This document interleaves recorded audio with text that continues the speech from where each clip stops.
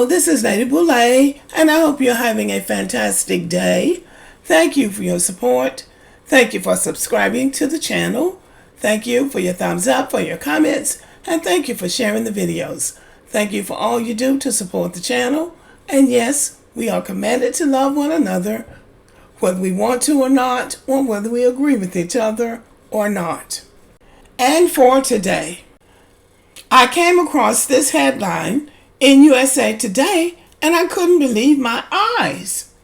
Wes Moore may be the surrogate Biden needs to win back black voters and panicking Dems. So, the Democrats are panicking, and now they're looking for a black savior. Now, y'all correct me if I'm wrong, but haven't we been hearing that the Hispanics are going to replace black voters? They don't need black voters anymore because the Hispanics are going to do all this heavy lifting? And then when black people went to Joe Biden and asked him a question about something, didn't he tell black people to get with the Hispanics? Well, I'm going to give him that advice. Get with the Hispanics. Find a surrogate from the Hispanic population, since they're the ones that's supposed to be doing the saving. This is so offensive to black people to me. Now, they waited to the very last minute. Black people, and I'm going to give black men credit. Black men have been telling them, we're not going to vote for you. You're not giving us any tangibles. You don't have a black agenda. We're not doing anything for you. And they've been shucking and jiving. And remember what Kamala said? She said she was proposing the LIFT program, and it was going to lift everybody. And when the interviewer asked her if she was going to do anything for black people, then she went on and danced around it for a minute, and then she said, no, I'm not going to sit here and say I'm going to do something just for black people. Well, now what it looks like is that the Dems are panicking because they know good and doggone well if Joe Biden can't beat Donald Trump, neither can Kamala Harris. Now they're trying to get Wes Moore involved. He's the governor of Maryland. Now they want him to come in at the last minute to try to convince black men to vote for them. Well, you know, they really don't give black men very much credit, but I think black men should take a victory lap. They started saying this a couple of years ago. They weren't going to vote for the Democrats, and they didn't believe it. And now, since Joe Biden got up on that stage and basically didn't even know how he got up there and just crashed and burned in front of the whole world, now they want black people to the rescue. To be honest, Wes Moore would be a great surrogate. He is the first black person to win the governor's mansion in his state of Maryland. He's the third black person to be elected governor in the country ever. And he's an Army vet. He's a successful author. He's a husband and father. And he's only 45 years old. But the problem is, he just became governor in 2022. He hasn't even learned that job yet. So now they want to push him into the national spotlight to try to prop Joe Biden up.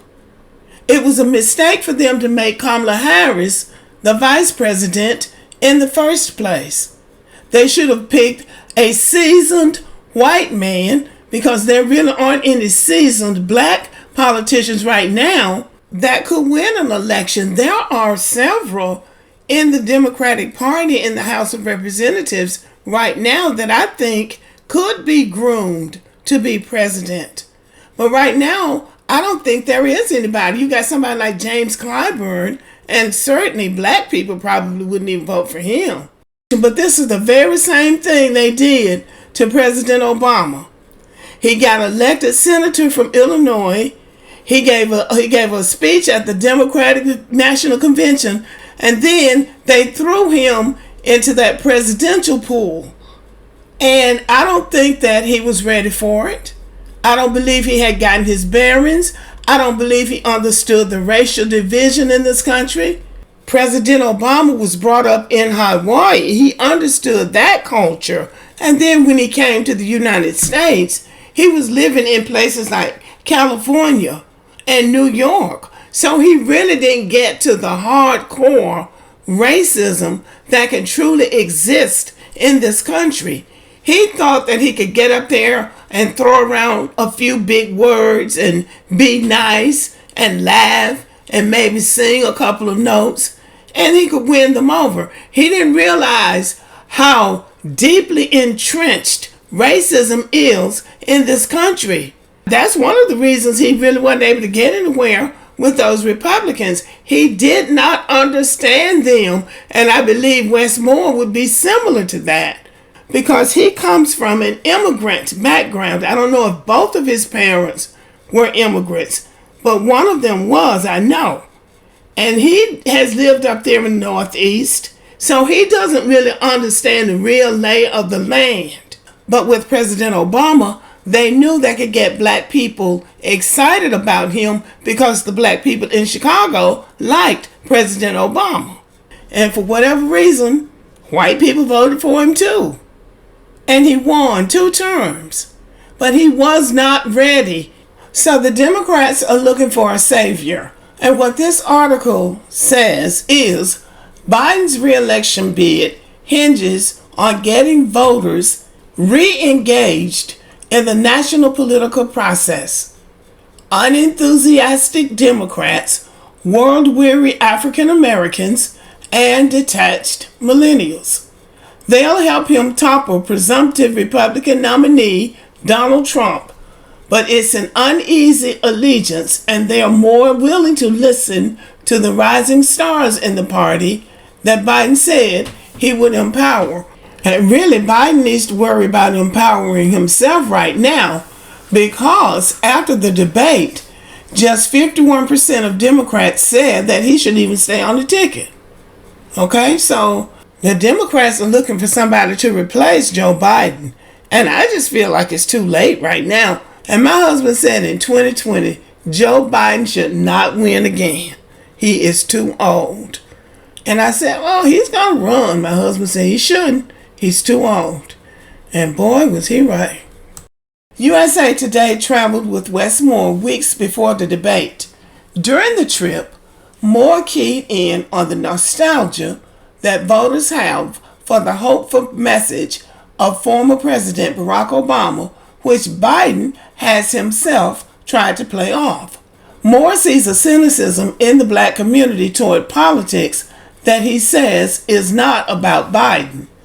Well, yeah, that's sort of right. Moore said it goes back to the fact that there have been policies that have been put in place that have, in many cases, intentionally harmed the African American community. The married father of 2 has big ideas that he has sought to execute with his party in control of every major statewide office and the Maryland legislature. Moore, who was elected less than 2 years ago, said as a candidate he was not about raising taxes, and so far he has been able to avoid painful tax hikes. Now y'all see how quickly the interviewer changed the subject from the issues in the black community that Wes Moore was talking about, and then he jumped to talking about taxes instead of letting him finish talking about the problems that he has observed in the black community that are a result of bad policies coming from the government. He went right on to talking about taxes because they don't ever want us to talk about the real problems in our community and what caused them. And just the statement that he made that there have been policies put in place that have intentionally hurt the black American community is bold. I don't know that any other statewide elected official would say that from any state. Policies that have been put in place to intentionally hurt a community of people. What kind of government is that? But this man, Wes Moore, knows that. Now they would try to use him to get black people to vote for him. And then when he got in office, they would change that whole agenda around. So black people should never be fooled by any of this tricky stuff ever again. In Maryland, Moore has pressed forward with promises to act aggressively on gun violence, signing legislation his first few months in office that prohibits most individuals from wearing, carrying, or transporting firearms in crowded areas. In May, he announced the creation of a gun violence prevention center that mimics the one Biden opened at the White House. Everybody likes to put, oh, he's the next Obama. No, he's the next Wes Moore, said Democratic National Convention Chairman Wes Moore, a former Biden advisor who is friends with the Maryland governor. No, he's not the next Obama, because President Obama wouldn't have let something like that come out of his mouth once he got elected. So he is being a proactive governor. He's not just talking about it. His administration has come up with a plan to achieve 100% clean energy, and he made good on a pledge to look at expunging cannabis convictions. That's black men who are locked up for years over having a little bit of marijuana. Maryland legalized weed on the same night as his election.